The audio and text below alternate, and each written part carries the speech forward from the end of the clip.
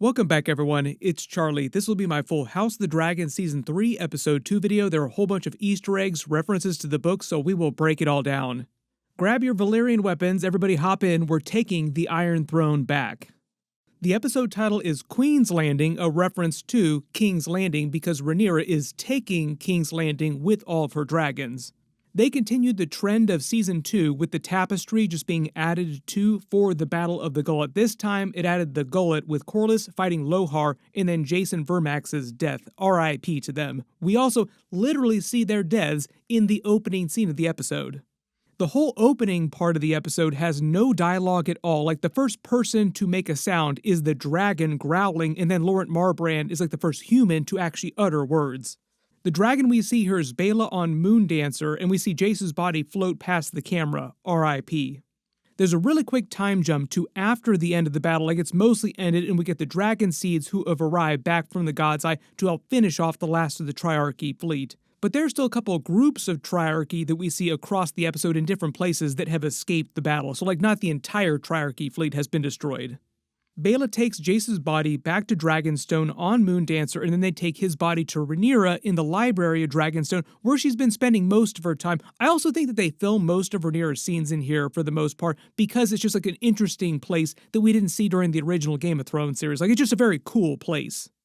And this part of the episode is hard on her. She holds back the tears at first. I love the way that she played this too, like from an actor's perspective. Emma Darcy did a great job with this scene, where at first she tries to deny it, like she doesn't want to believe that he's dead, so she demands of him, like, what have you done, Jace? What have you done this time?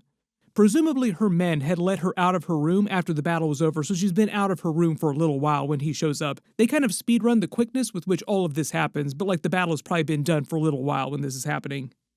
And she eventually just completely loses it over his body, telling him, how could you have done this to me? This is the second son she's lost, second baby boy, second strong boy. She still has baby Joffrey though, so there is one strong boy and he is now her heir. She lashes out at Laurent Marbrand for locking her in her room. He apologizes and tries to give up his life to her. She is correct, though, that more deaths would not help. But she also tells her Black Council later in the episode when they take off to take King's Landing that he can do what he wants. Like, Laurent Marbrand can die however he wishes. So that means that she's basically giving him the opportunity to continue living as a member of the King's Guard or seek his own death. He worships the Faith of the Seven, and they do not like seppuku, so you can let me know what you think happens to Laurent Marbrand eventually. And because the grief is so strong, she lashes out at the entire room just because they're all like the closest people that she can see there. Up until the point Daemon gasses her up later in the episode, she is basically in deep mourning, just wrecked for the first part of the episode. We then travel to the coastline around Dragonstone in Driftmark. If you couldn't tell where this is meant to be, like this is meant to be around the Battle of the Gullet. The Black's forces continue to try and finish out the Triarchy troops to survive, while Alan of Hull searches for Corlys along with Adam of Hull, his brother, on his dragon Seasmoke. We quickly go back to the Eyrie and see that Rhaena has bailed and gone back with Sheepstealer, asking Lady Jane for help, bartering the use of her dragon, basically protection in exchange for allowing them to stay in the Vale. It also seemed like she learned of Jace's death from Lady Jane, like she didn't know that Jace was dead until she tells her. Jane is pissed over her abandoning her original mission to protect Rhaenyra's children with Daemon, Aegon III, and Viserys II, who are still very much alive, like still very much a subplot, that were supposed to be boarding a ship to go to Pentos for their safety with the dragon eggs that Rhaenyra gave them. These eggs are even more fragile. Ryan Condal did say they would address that storyline eventually. During the books, they were present in the Battle of the Gullet and wind up being captured. Aegon III winds up escaping on his tiny dragon Stormcloud, but on the show, they changed that plot dramatically because Stormcloud is much smaller, the children are also much smaller, and Ryan Condal said for practical reasons, they couldn't film the children in the middle of the big battle scene, so the show had to find some other way to pay off Aegon III and Viserys II's storyline. My assumption is that we'll just see that either like later this season or early in season 4, but it'll be relatively close to the way it plays out in the comics eventually, aside from the Battle of the Gullet stuff. So that would mean that somebody has to kidnap them at some point. Aegon III has to escape, but Viserys II has to be captured and taken to the east at some point. So if you wonder what happened with those two kids and their dragons, their dragon eggs, they will answer that sometime later this season maybe, or in season 4. We'll see where they push that to. Remember, there's still a lot of triarchy around Westeros that escaped the Battle of the Gullet that we see later in the episode, so that there's still people that can actually kidnap those two kids. Rhaena also kind of tries to play Rhaenyra like a villain to get Lady Jane to help her, and she allows her to roam free around the Vale, which is vast, she's true about that, as long as she stays clear of the Eyrie, because Lady Jane doesn't want to incur Rhaenyra's wrath because of what happens later, like Rhaenyra taking the Iron Throne and being the sitting queen now. So part of the idea is that Lady Jane is hedging her bets, like, I don't want to get on Rhaenyra's bad side if she finds out that I'm harboring you here in the Vale. All because later we do find out that Rhaenyra doesn't know about Rhaena, but does know about Sheepstealer and thinks that it's one of the Greens on Sheepstealer and is responsible for Jace's death. So Rhaenyra blames Sheepstealer for Jace's death, but they do eventually set up the idea that Daemon will learn who Sheepstealer's rider is and will find that it is his daughter, Rhaena. Speak of the devil, we then go to Daemon in the Winter Wolves camp at the Battle of Red Fork in the Fish Feed. They've finished off the Lannister forces and they're just singing and celebrating, and they're singing a song about the Fish Feed, which is the name of the battle that the Maesters recorded, but they also used the term Fish Feed because the Lannister forces were all killed and they are now feeding all the fish. If it wasn't clear, this battle is right next to Harrenhal and the lake is around the God's Eye. That's the water where the fish are being fed right now. There's a lot of lore that also gets dropped during these scenes here, particularly from Alys Rivers. Anytime Alys Rivers shows up, there's always a bunch of lore-splaining. We see Jason Lannister's head, his lion's head, both on spikes as they drink. Black Aly sings, Roderick Dustin sings, Oscar Tully even joins in, Daemon also sings. Everybody's having a great time here, until Simon Strong shows up from Harrenhal because they're near Harrenhal, bringing them more wine and the news from Rhaenyra, her letter, telling about Jace's death and summoning Daemon back to Dragonstone so that they can take King's Landing. What a way to bring the vibe of a party down. I know a lot of people have always wondered about how Daemon feels about the Strong boys, and it does seem like he was affected, like he feels very badly for Rhaenyra about Jace's death, so it does seem like he did care about Jace in his own way. So even though Daemon is kind of like the demon on Rhaenyra's shoulder trying to gas her up through the rest of the episode in a number of different ways, both to kill Otto Hightower and to take the Iron Throne just in general, he isn't meant to be like a complete monster. But he is definitely a force of chaos.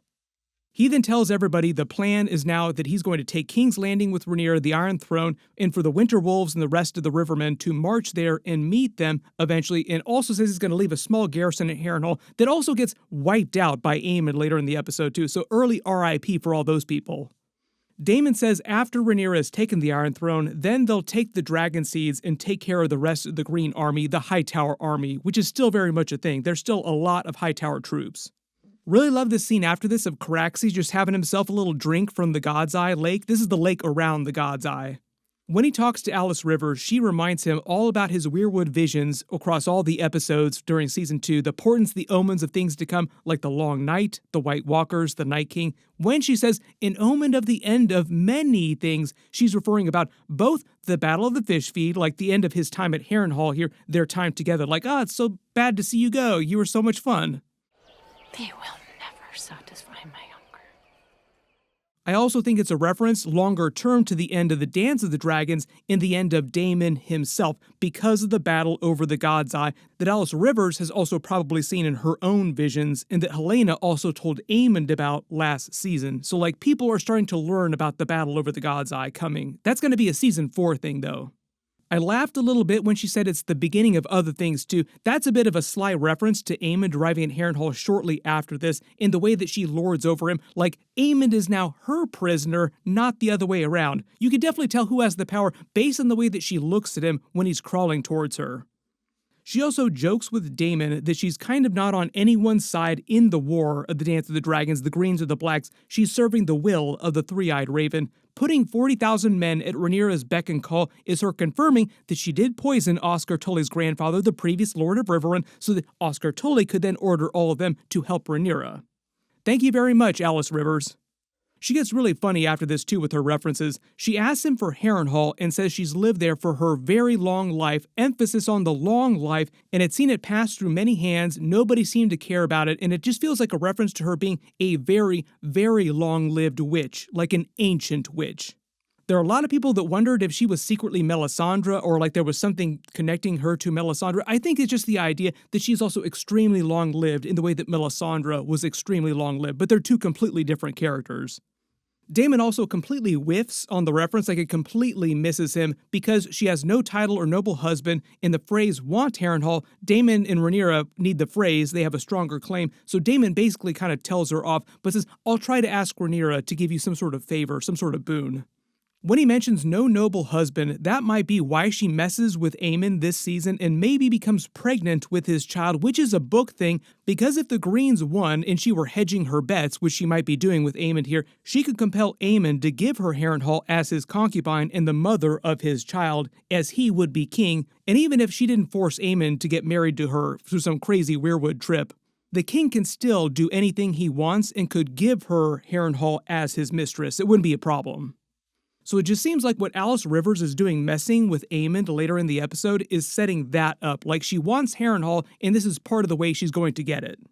The only problem with that, and we'll talk about this later this season, is that we know what's going to happen later in the timeline from the Song of Ice and Fire books, so we'll see how that plays out on the actual show. There's a lot of history that they can play with that isn't recorded by the Maesters very well, like just very light touches, but there are like a couple things that they can't change. Like they can't change major events from the later Game of Thrones part of the timeline in the main series. When Alys Rivers tells Daemon, don't come back here again, remember what I told you, it's another reference to the battle over the God's Eye, because if he returns, he's gonna die. So she's trying to do him a solid here, not curse him or anything like that. Like, I'm trying to do you a favor, do not come back. I'm telling you, don't come back. This is also a reminder that during Season 2, Helaena told Aemond, you're supposed to die over the God's Eye, and he literally just flew past the God's Eye to Harrenhal in this episode. So you have a couple characters on the show that seem like they know the future, but nobody is listening to them. We go back to the Gullet and see Alan searching for Corlys again. Baela joins in this time with Moondancer. I think they're mostly trying to set up a new relationship between the two of them because of the way the Dance of the Dragons eventually plays out, just to show that they have some chemistry together in this moment. Like they want to establish something between the two of them, just start a little seed here that can grow into Season 4. And you're betrothed. She talks to him about Jace's death, how they were betrothed, also to remind you that she is now single again, wink wink. Remember, single. Adam winds up being the one to find Corlys on Sea Smoke, none the worse for wear. We get a real quick detour to Aegon and Larys Strong continuing on the road to Duskendale. Aegon has started to become more clear-headed, and his detox has started to run its course, like he's slowly getting his mind back. He's less senseless now. Basically, the idea is like slowly building to a place where he can actually make clear-headed decisions, good decisions, not be a complete idiot all the time. And they are saved from Rhaenyra's men by Triarchy survivors who escaped the Gullet, and Larys Strong suddenly thinks more highly of Tywin Lannister, referencing Tywin Lannister, making you think that maybe he's still alive out there even though he wound up in the drink. You remember the #1 rule on shows like this, you don't see a body, it means that they're probably still alive. Larys Strong then tries to get Aegon to go to the east with him, which was their original plan, but Aegon demands that they go to Rook's Rest, where he expects to find one of Criston Cole's garrisons who will help him. Also remember, Sunfire was last seen alive at Rook's Rest. Important things happening at Rook's Rest later this season. Corlys then has a moment with his two sons and Baela when he says, if this be victory, I hope I never see another. It is a quote right out of the books, because the Battle of the Gullet was such a Pyrrhic victory, and Corlys basically lost all of his wealth, all of his treasures here, which he also tells Adam and Alan about, like, I don't have anything to my name now other than the name itself, which you can now have. So we get a really great moment of him legitimizing both of his bastards, and Baela's there to witness it, like, oh, I'm so happy for you guys, this is so great, and they start to make peace. Like, it seems like they're a happy family again now, whereas they kind of hated him before this. So this is also to set up the idea of why later in the timeline during the events of the main series, the Game of Thrones episodes, the Valerians aren't really big in that part of the story. They're still around. There's another Lord Valerion ruling over Driftmark. They do have a fleet, but the height of their power was during this Dance of the Dragons era, and they never ever get back to that level, which is why they're just not like a very big deal, a very big presence in that later Game of Thrones series. So part of the idea now is that Alan of Hull, the older brother, is now his heir, Corlys's heir, and he will inherit Driftmark someday. This is also why they're giving him a big hero arc this season, as well as Adam of Hull, like a big redemption arc. Like they're making them feel like much, much bigger parts of the actual story. We go back to King's Landing as Alicent watches Aemond fly away to Harrenhal on Vhagar, and she goes to the Gold Cloaks barracks to get them to help with her little treason plot in Rhaenyra's plan, and explain how Alicent is going to get Helaena to actually act as the sitting queen and order the City Watch to stand down.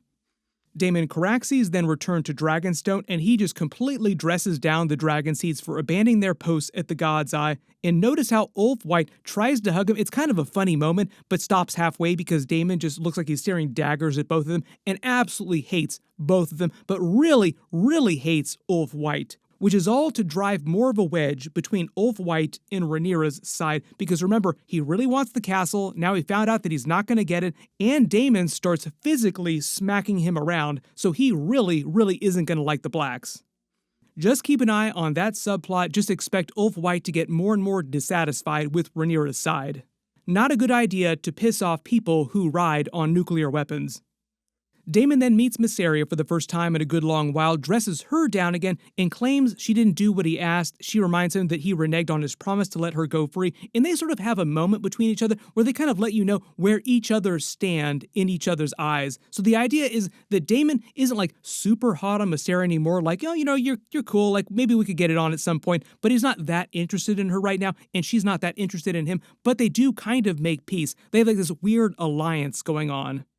And there are a lot of references to like the weird love triangle, weird throuple energy between them, Rhaenyra, and Alysanne as they both talk. Like Daemon even jokes with her about her being jealous of Alysanne. Do you think there's still some sort of bond between the two of them? Basically a reference to like the weird throuple stuff going on. It's transpired that there is some bond between them still. If you are a big fan of all that stuff that's going on online, there's like a lot of that online. This scene was basically for you. Daemon implies that Mysaria is also still a little hot on Rhaenyra.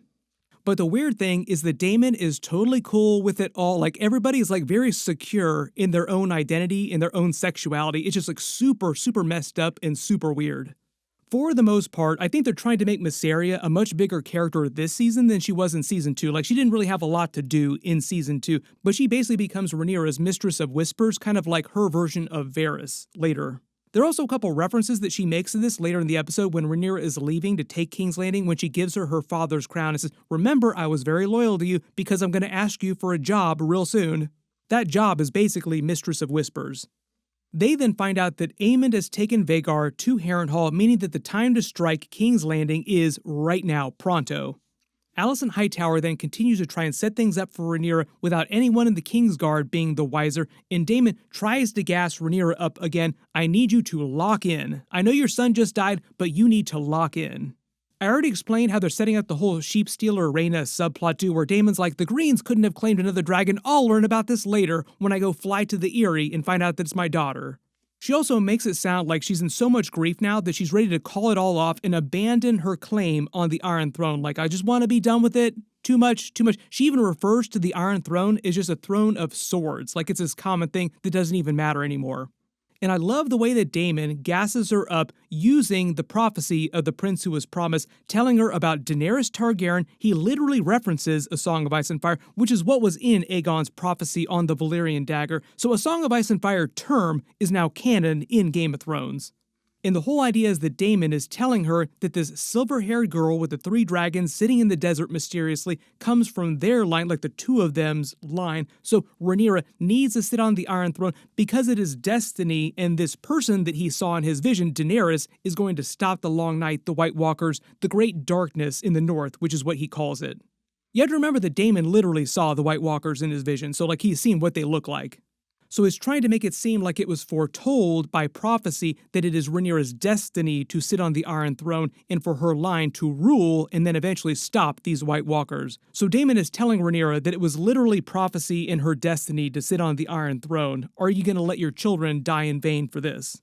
This is one of 2 times that he does something like this, the second time being when he gasses her up to kill Otto Hightower with Dark Sister. And I think what the show is doing is trying to make Daemon seem complicit or mostly responsible for what happens to Rhaenyra next in her slow downfall, like the bad things that are to come that she wouldn't have done any of had he not urged her on this way. Daemon also really lays it on thick with her, uses like everything in his bag of tricks, even references her father Viserys. You remember your daddy? You remember all those crazy stories he told you? Those stories are real. I literally saw them. Rhaenyra has no defenses for this. She is like, boom, I am back on board, baby. There's a really creepy scene back at King's Landing of Jasper Wilde trying to assault Alysanne. He gives her this very nihilistic speech in the same vein as something that Criston Cole might say. Like he's totally in free-for-all mode, like YOLO, what matters, we're all gonna die, just everybody have fun, do whatever you feel like doing. And apparently he feels like assaulting the Queen Dowager. He knows about her relationship with Criston Cole, and he also learned about her treason plot from her Kingsguard, so he does suspect her, so he does need to die. Move this man! She is then saved by Orwyle, who's a friend of hers, like he's been a friend to her, and even though he doesn't know what's happening with Rhaenyra about the treason plot, he's still supportive of Alysanne. My assumption is this will continue while Rhaenyra is sort of ruling over the Red Keep and trapping Alysanne there, like he'll try to help Alysanne as well. Rhaenyra and Daemon then inform her very, very unhelpful Black Council that they're taking King's Landing, even though they don't want to hear it. Mysaria gives her her father's crown, reminds her that she's going to need a job pretty soon. We get another moment of Daemon telling the Dragon Seas off again, not good, just remember that, but that the plan is that once they take King's Landing, they'll take all the Dragon Seas, all the dragons, and go after Aemond in Vhagar. You also notice when they're flying to King's Landing, Rhaenyra flies point on Syrax because she is pissed. We get a real quick moment of Helaena inside the Godswood under the Heart Tree in the Red Keep. She notices that the trees are blooming again, these red flowers, I think meant to be a callback to Larys Strong talking to younger Alysanne about the red flowers early in Season 1. Alysanne takes her and prepares for them and Jaehaera to escape the chaos and set up for Rhaenyra's arrival, and tells her the truth about what happened with Aegon's prophecy and Viserys' death. She explains that the entire Dance of the Dragons war that they're having right now between the Blacks and the Greens is the result of her just mishearing Viserys' dying words about Aegon the Conqueror's prophecy, and Rhaenyra supposing to have been the rightful heir this whole time. But here's the thing about this, even if Alysanne had not misheard him, and that wasn't a thing, like that wasn't part of the show, I think that Otto Hightower and the Greens always planned to usurp Rhaenyra no matter what. It was just a matter of when it was going to happen, and Alysanne mishearing Viserys' dying words just accelerated the timeline a little bit. So yes, the Dance of the Dragons is a little bit of Alysonne's fault, but it would have happened no matter what, is what they're trying to tell you. Like, there would have always been a war no matter what. We also find out that Helena's new ambition in life is to raise chickens. That's like the thing she wants to do after they escape King's Landing, which she's really excited about. And Alysanne also tells the City Watch the truth when she tries to get them to stand down to that the Greens have all abandoned the city. Aegon has abandoned his throne. Aemond is gone on Vhagar. Do you want to die in vain? Please just put down your swords. Let Rhaenyra in. And the funny thing here is that I think this is the first time that Helaena has ever acted as sitting queen in any official capacity. Like, she's always been just queen, but mostly just in name behind the scenes. This is the actual first time that she's ordered someone to do something as queen. She even seems like she gets really into it too, like Helaena is having fun here with this. Speaking of Aemond, Criston Cole and his men see him flying overhead on Vhagar back to Harrenhal and take off after him. When he arrives at Harrenhal, he begins burning everyone and everything in sight. So this is meant to be a callback to Aegon the Conqueror burning Harrenhal during the conquest of the Seven Kingdoms. Vhagar also wrecks the castle even more than it already is, so like everybody that goes to Harrenhal winds up making it even worse off. This is all part of the curse of Harrenhal. Anybody that holds the castle befalls some very, very terrible fate at some point. RIP to all these troops here, but it's the garrison that Daemon left. Aemond then dual-wields Blackfire, Aegon the Conqueror's Valyrian sword, and the Valyrian dagger, and this is the first time we've ever seen him actually wear armor on the show, because before this, he was never afraid and never felt like he needed armor, but he is afraid now, as Helaena said.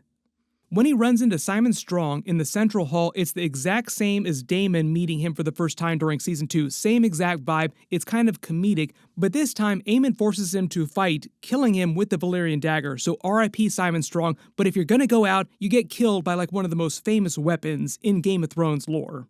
He then kills Simon Strong's sons using the Blackfire sword, and I love this Alys River scene too when she just kind of shows up like Batman in the background, makes it seem like she also is the one who secretly stabbed him in the back with magic. And I love the way they play this scene with her kind of lording over him, like she doesn't even bat an eyelash, but looks at him like a dominatrix almost, like she is going to rule over him, keep him as her prisoner, her pet.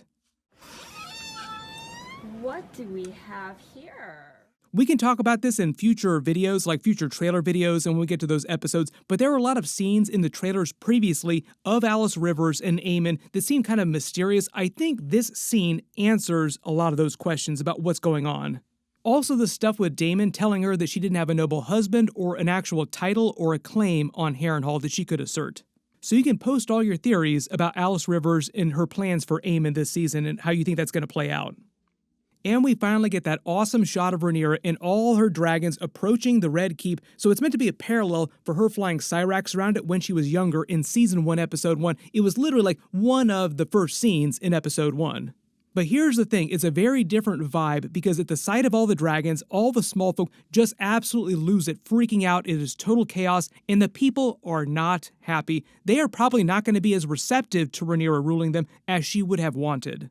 The music they use for this also sort of hail her as the conqueror, like this threat that's coming in to lord over the city, and it kind of felt like the vibe was more like Daenerys right before she was about to burn King's Landing to the ground. All the small folk, the retainers in the City Watch, lay down their swords outside, but they then basically have to fight their way through the Red Keep, raid redemption style, fighting their way to the Iron Throne. So I love the imagery and the way this part of the episode played out. All the people that Daemon winds up slicing his way through are mostly just regular castle guard. There's only one King's Guard that he winds up fighting, and they don't actually fight.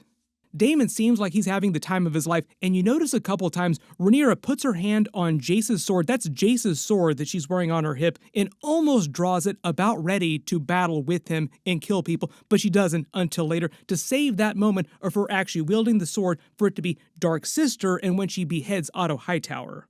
When Daemon yells, "Who else dares rise against us in our house?" it feels like the writers winking at the title of the show, House of the Dragon. Absolutely love the way that Daemon pushes the doors wide on the throne room and they make their way towards the Iron Throne with one last group of the King's Guard and the Castle Guard, but they are saved eventually by the Gold Cloaks, who have always been loyal to Daemon for these past 20 years. Thank you very much, Luther Largent, for helping save their lives here and helping Rhaenyra secure the Iron Throne. He's going to be named a lord because of this, like he'll get a title because of this. Rhaenyra then says the job is not done until they find Aegon because they don't know what's happened to him. They don't know that he's escaped with Larys Strong, who Orwyle basically tells them about, like, no, he took off a while ago. They're both gone.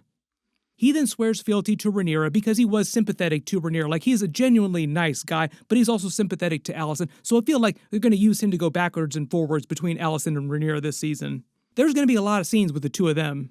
He then gives out Jasper Wilde, who's a total dirtbag, love to see him die in this episode, who was in the Black Cells, and we find Otto Hightower, so big mystery solved from Season 2. Otto Hightower had been in the Black Cells this whole time, since it sounds like Aegon fired him, and Larys Strong just threw him in the Black Cells, expecting that something like this might happen, so it was kind of a contingency plan to give Daemon a favor if he needed to, like if for some reason Larys Strong needed to barter for his life. That's probably why Otto Hightower was down there.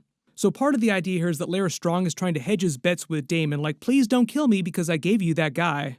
We get a real quick scene of Rhaenyra greeting her supporters in the city, like the other lords and ladies who were still her supporters even under Aegon's rule. As she holds court, they begin to execute Otto Hightower and Jasper Wilde. And Otto also looks at Rhaenyra's supporters, saying that he expected them to turn on the Greens. Like, I expected as much, like he always knew that they would support Rhaenyra over Aegon. He also reveals that he doesn't know what's happened to the rest of the Greens since he was thrown in the Black Cells, because remember, he was in there for most of Season 2, so he doesn't know about Aegon escaping with Larys Strong, he doesn't know what happened to Alicent, what happened to Criston Cole, everyone else on their side, or even the Hightower army. He doesn't know anything about that. And we get that really, really twisted scene of Daemon gassing her up again to be the one to swing the sword. The one who passes the sentence should be the one to swing the sword. Ned Stark would be proud of Rhaenyra, even though she does this in a really hardcore kind of way, like it's a really, really twisted vibe. Otto Hightower also does not help his cause when he puts her down, claiming that she can't do it herself, sort of foreshadowing her having to swing a couple times. He also invokes Viserys' name, her father, which he really, really does not like. I think the reason why the writers have Rhaenyra use Daemon's Valyrian sword, Dark Sister, is because it used to be Visenya's Valyrian sword, Dark Sister, and if you remember in Season 2, Jace found her reading the old book about Aegon's conquest, reading the page about Visenya wielding Dark Sister like this warrior queen, and Rhaenyra was like, maybe I should be more like Visenya and use her as like a model for my behavior. Jace got very worried for her because Visenya was so hardcore, like, please, mom, don't turn out like that. Like, no, don't be another Visenya. That's bad. Because Visenya was also the mother of Maegor the Cruel, and the small folk during the Dance of the Dragons eventually do start calling Rhaenyra Maegor with teats, which is a very, very bad thing, like the small folk turning on Rhaenyra. She then walks to the throne with Otto's blood on her feet. They're very, very obvious and heavy-handed with the metaphors here. And she finally sits on the Iron Throne clutching Jace's sword just as Alicent is hauled in with Helaena and Jaehaera and see her father's dead head, horrified at what Rhaenyra has done and what this means for the future. There's going to be a lot more to talk about in the trailer for episode 3, so that'll be like my next real big video to post. All eyes look to me now. One of the funny things about this episode is that a lot of the episode was originally going to be the Season 2 finale, Season 2, Episode 10, when we still had those extra 2 episodes during Season 2 before Warner Brothers made HBO cut them. The Battle of the Gullet was going to be Episode 9, and then Episode 10 was going to end with Rhaenyra taking King's Landing in the Iron Throne. Wouldn't that have felt like an amazing way to end a season pushing into Season 3? It would have turned a lot of people around on the way they felt about Season 2 just in general, just because so many people were down on that season. So this episode in general felt more tonally in line with Episode 1 and Season 2 and the stuff that it was building up to, rather than what you expect to see in Season 3. Season 3, Episode 3 will probably feel more like an actual Episode 1, because originally that's the way the writers intended for things to go, narratively, across the seasons. Everybody post all your reactions in the comments below, and if you spotted any Easter eggs or references to the books in the episode that I didn't talk about in the video, just write them below in the comments. My Episode 3 trailer video will post next. I'll try to get that video out as fast as possible, and my full Episode 3 video will post next week after they release it, so be sure to enable alerts for my channel so you don't miss that episode. Everybody click here, I'll update the link as soon as I post those, and click here for all my other House of the Dragon episodes. Thank you so much for watching, and I'll see you guys in the next one.